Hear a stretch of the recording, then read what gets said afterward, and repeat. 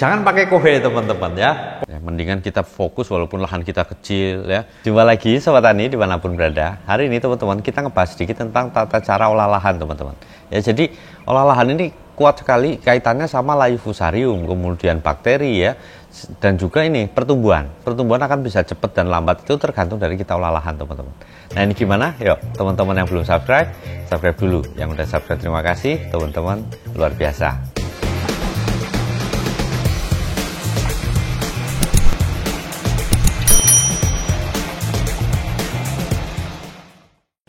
Oke teman-teman ya, jadi kita bagi dua teman-teman, untuk tanaman tahunan dan juga tanaman hortikultura, supaya teman-teman yang bolak-balik misalnya sudah sudah endemik di situ fusariumnya atau layu bakteri, jadi nanam apa-apa ya layu, nanam apa-apa ya busuk gitu ya. Nah itu harus diolah lahan dulu teman-teman, supaya itu nggak ngulang-ngulang terus. Ya jadi yang pertama ini saya ceritain dulu, kemarin kita olah lahan sebenarnya agak kurang baik teman-teman. Ya kita kemarin pakai alat berat ada 3 macam, 2 alat berat sama 1 traktor teman-teman.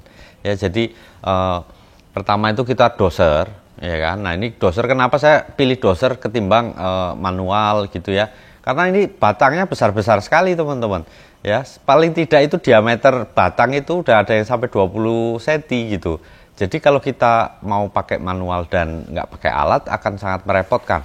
Belum lagi di tempat kita ini tenaga kerja untuk di perkebunan pertanian ini sangat terbatas teman-teman. Jadi agak kesulitan kita nyari tenaga kerjanya ya. Jadi mendingan udah kita pakai alat berat. Jadi kita doser semua ini awalnya. Nah, kelemahan dari doser itu adalah dia akan mendorong semuanya, terutama adalah permukaan atau topsoilnya, teman-teman ya. Jadi humus-humus itu akan lari ke area yang bawah-bawah, yang atas humusnya ke kikis semua ya. Nah, tapi ya sudah nggak apa-apa, yang penting kita mau jadi lahan ini nantinya jadi bagus gitu ya, rata, kemudian kemiringannya juga kita perhatikan. Kenapa? Karena duren, kita kan mau nanam duren di sini teman-teman. Ya kalau kemiringannya nggak diperhatikan, nanti dia ini air itu terlalu banyak di dalam tanah, ya sehingga nggak bisa napas nanti itu akarnya. Ya, nah ini habis kita doser, ternyata ada kendala teman-teman. Dosernya nyalep, bahasa sini nyalep ngomongnya. Kalau bahasa itu apa? Kepater ini apa ya? Jadi dia ini air semua isinya teman-teman, yang daerah bawah sini itu banyak sekali airnya. Jadi begitu doser itu mau ngerapikan ya, setelah dia doser pertama kan langsung diulang lagi untuk ngerapikan, ngeratakan. Itu masuk rupanya ya. Jadi nggak bisa keluar. Akhirnya kita harus panggil alat berat satu lagi, kita pakai eksavator keluarin. Nah habis itu baru kita nggak jadi pakai doser lagi. Yang kedua kita pakaikan eksavator untuk merapikan ya. Setelah dirapikan sudah rapi, kita anggap sudah cukup, baru kita traktor. Nah jadi penggunaan traktor ini sangat penting teman-teman. Kenapa? Karena tanah ini adalah bukan lagi tanah topsoil ya, jadi tanah yang udah subsoil, jadi di lapisan keduanya. Walaupun masih ada lah sisa-sisa topsoil sedikit-sedikit gitu, tapi kan itu tidak signifikan ya. Jadi kita harus traktor dengan rotari teman-teman ya. Kita pakai rotari supaya apa ya, supaya oksigen itu bisa masuk pertama kali itu, supaya siapa tahu nanti di situ kan kita nggak tahu ya, di situ ada bakteri baik atau bakteri jahatnya gitu, supaya terekspos sama matahari yang pertama. Jadi mati-mati semua, udahlah nanti kita suplai lagi pakai Trico bisa, atau mungkin pakai Vertibio nantinya gitu ya. Nah kemudian setelah kita traktor, oksigen akan naik, kemudian sisa-sisa rumput-rumput yang lama teman-teman itu terdekomposisinya akan lebih cepat. Nah habis kita traktor udah rata rapi, baru kita cangkulin area yang mau kita tanam ya. Jadi untuk kebun durian kita di sini kita pakai jarak ekstrim 12x12 teman-teman, jauh sekali ya, karena kita pikir ini jangka panjang dan kita juga nggak ada rencana apa yang jangka pendek. Jadi ya sudahlah 12-12 supaya nanti, karena gini, kadang-kadang ada teman-teman maunya jaraknya pendek 10-10 atau mungkin 7-10 gitu ya. Itu ya nggak masalah, lahan-lahan kita kan bebas gitu ya.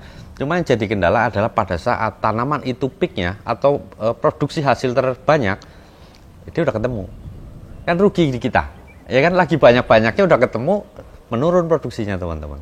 Nah itu yang kita nggak mau, mendingan kita 12 udah nggak apa-apa, mau 10-20 tahun ya aman lah gitu ya. Nanti baru sampingnya kita selain pakai apalah gitu ya, untuk nunggu dia panen teman-teman. Nah kemudian dengan kondisi bersih sekali seperti ini, nggak ada rumputnya, ini kenapa teman-teman? Kita bukan senang ya, kalau tanahnya bersih sekali nggak ada rumput tuh bukan senang teman-teman. Karena tanah di kita ini hitam, sangat hitam sekali teman-teman. Jadi kalau hitam, Resiko tidak ada rumput itu adalah saat panas begini, matahari panas. Hitam ini sifatnya adalah menyerap cahaya, teman-teman. Jadi bawahnya ikut panas, apalagi dengan kondisi air banyak. Ya, jadi sini banyak sekali air dari lahan-lahan di atas sana. Jadi kita bikin drainase dari ujung sana depan sampai ke sini. Tujuannya adalah apa? Untuk mengeringkan air yang ada di dalamnya, teman-teman. Ya, jadi drainase ini sangat penting. Kenapa? Nggak bisa napas kalau kita nggak mau keringin. Ujung-ujungnya adalah apa? Dia nggak layu karena bakteri, dia nggak layu karena fusarium, tapi dia layu karena air yang terlalu banyak, oksigen yang nggak ada di akar. Nah, itu dia mati, teman-teman. Makanya kita harus seimbangin, lihat kondisinya, ya drainasenya bagaimana gitu. Nah, setelah kita keringin begini, nah ini baru rumputnya mau keluar, ya kan? Ini udah 1 bulan lebih loh. Ya, dari bulan Desember kita sampai sekarang ini yang sini, daerah sini ini nggak ada. Kalau yang atas sudah lumayan banyak gitu ya. Nah, kemarin kita udah ukur, kemudian kita juga sudah aplikasikan kapur ya untuk menetralisir racun-racun karena dia tanah subsoil maupun topsoil pun kita mesti pakai kapur untuk nantinya memaksimalkan unsur hara serapannya, teman-teman ya. Nah, setelah itu tanah ini kosong ya, nggak ada apa-apa ya. Jadi kita mau kasih pupuk organik, teman-teman, untuk memperbanyak mikroba di tanah sehingga nanti kesuburan tanah bisa meningkat. CN rasionya sesuai ya di 20. Saya mau CN rasio di 20, teman-teman. Ya. Nah, jadi kalau sudah nanti itu baru nanti kita, karena ini konsepnya adalah nantinya untuk agrowisata, teman-teman. Jadi kita akan tanam di sini rumput gajah. Ya, rumput gajah mini lah. Jadi biar lebih bagus, bisa main bola juga kan kalau lagi santai-santai gitu ya. Nah, itu sekilas, teman-teman, cara kita olah lahan ya. Nanti kita bahas buat teman-teman yang duren ya. Nanti kita tanam di sini. Kopi juga kita ada rencana, teman-teman, ya, sama coklat. Kita akan tanam di lahan yang lain. Ya, nanti kita bahas ke sana. Jadi banyak tanaman. Kenapa saya pilih tanaman tahunan? Karena tenaga kerja, teman-teman. Saya nggak bisa ngerjakan semuanya sendiri. Sedangkan keterbatasan orang itu nyarinya setengah mati kadang-kadang gitu loh. Ya, jadi kalau nggak ada orang mau gimana ya, kita nggak bisa produksi, ujung-ujungnya percuma, teman-teman ya. Mendingan kita fokus walaupun lahan kita kecil ya, tapi kalau kita mau olah benar-benar itu nanti pasti hasilnya juga nggak akan meleset lah terlalu jauh ya. Nah, kemudian teman-teman, untuk yang hortikultura gimana cara mengelolanya ya, yuk simak video ini. Oke, teman-teman ya, untuk fusarium dan olah lahan hubungannya sangat erat, teman-teman. Jadi kalau teman-teman malas olah lahan, apalagi di lahan itu sudah bolak-balik, teman-teman nanam cabai, terong atau apapun itu pokoknya kena fusarium. Nanam apalagi kena fusarium. Nah, ini wajib dilakukan untuk memperbaiki struktur tanah yang ada di situ dan juga membunuh jamurnya, teman-teman ya, patogen di situ. Nah, jangan pakai kohe, teman-teman ya. Pokoknya kalau tanah itu sudah bermasalah, jangan pakai kohe, hanya boleh kompos, teman-teman ya. Jadi misalnya ini bedengan nih, bekas bedengan. Terus teman-teman nanam apa semuanya terus-terusan aja, itu ternyata fusariumnya nggak hilang-hilang ya. Jadi pertama kali harus dirotari, teman-teman, dicangkul semua habis. Dengan catatan sebelum cangkul kita harus sebar, itu adalah kapur ya.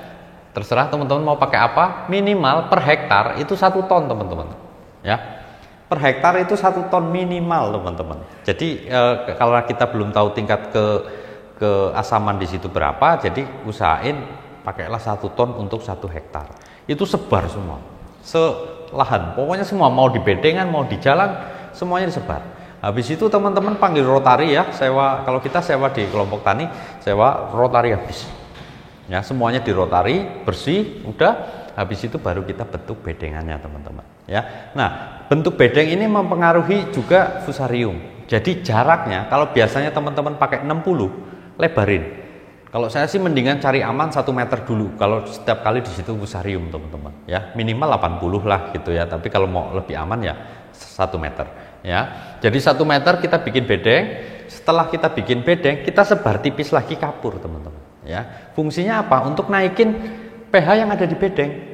Jadi nanti pH-nya bisa minimalnya 7. Karena apa? Jamur dan patogen akan kesulitan hidup kalau pH-nya di atas 7, teman-teman. Tapi kalau pH-nya asam-asaman terus, ya udah, pasti fusarium lagi gitu loh. Makanya kapurnya agak banyak, teman-teman. Jadi bisa memakai kurang lebih 1,5 ton per hektar untuk lahan yang sudah endemik dengan fusarium, teman-teman ya. Kemudian setelah kita nyebar kapur, bikin bedeng yang rapi dengan jarak yang lebih jauh, kemudian kita harus sediakan apa?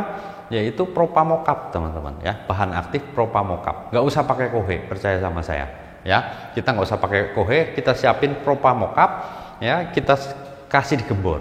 Nah habis itu kita gembor semua bedeng, kita gemborin semuanya. Nah habis itu baru kita kasih pupuk dasar teman-teman ya. Setelah udah kita kasih pupuk dasar, baru teman-teman boleh tutup mulsa kalau teman-teman mau pakai mulsa ya. Nah Propamocap itu nanti kenapa saya nggak anjurin pakai Kohe dan juga Trichoderma ataupun Anfus gitu ya, agen-agen hayati lainnya, karena saya sampai sekarang itu masih setengah hati untuk menggunakan agen hayati teman-teman ya. Jadi kayak kita sebar kok kayak nggak ada perubahan ya, apalagi kalau tanah sakit gitu kok masih begitu, masih kena lagi, udah kasih Anfus, kasih Tricho, kasih Mycorrhiza masih juga gitu ya. Jadi mendingan apa ya, kita sebar kapur banyak-banyak. Nah ini cara pertama teman-teman. Ada lagi cara kedua ya. Cara kedua adalah kita dengan sekam ya. Dengan sekam ini kita harapkan nanti sekam itu ada kalsiumnya ada, kemudian silikanya ada. Kemarin kita udah bahas semua ya, kapur dan silika. Nah, sekam ini kita sebar ya di selak-selaknya aja. Nah, di selaknya ini kita sebarin agak banyak ya, agak tebel gitu maksudnya, baru kita bakar teman-teman. Ya, sehingga apa? Nanti anget ini. Nah, nanti jamurnya bisa mati teman-teman ya. Atau mungkin teman-teman mau pakai basamit, tapi saya pikir basamit sudah nggak efisien lagi. Kenapa? Karena harganya terlalu mahal. Mendingan kita kasih sekam ya. Kita jadi nanti akan memperbaiki struktur tanah dan juga drainasenya, karena sekam kan bisa nyerap air. Jadi nanti kalau ada kelebihan air, kita bisa sekam ini bisa bantu untuk nyerap kelebihan air itu teman-teman ya. Kemudian ketinggian bedengan. Nah ini penting, harus dibikin jangan seperti biasanya. Kalau biasanya cuma misalnya teman-teman cuma pakai segini gitu ya, tambahin lagi gitu, tambahin sedikit lah biar lebih aman teman-teman ya. Jarak ditambahin, bedengan ditinggiin, tinggal teman-teman mau gaya mana, pakai kapur atau pakai sekam. Kalau saya gimana? Sekam bakar ini ampuh teman-teman ya. Nanti silikanya bisa membantu kesuburan tanaman, dia punya kalsium juga untuk bantu neken aluminium dan logam berat lainnya ya, besi, dan juga dia bisa nyerap ekses air ya, kelebihan air di dalam tanah teman-teman, sehingga air pun tersedia, nanti akar nyenggol sini baru tetap dapat air ya. Jadi kita bakar di sampingnya, habis itu kita gali lagi rame-rame sini supaya sekam dan tanahnya gabung ya. Nanti itu fusariumnya bisa mati teman-teman ya. Propamocap gimana, perlu nggak kalau kita udah bakar? Kalau teman-teman masih ragu, mending siram lagi, nggak masalah ya kan, supaya lebih menjamin kita bebas dari fusarium teman-teman. Semoga bermanfaat, tetap semangat, jaga mood, Gusti berkahi.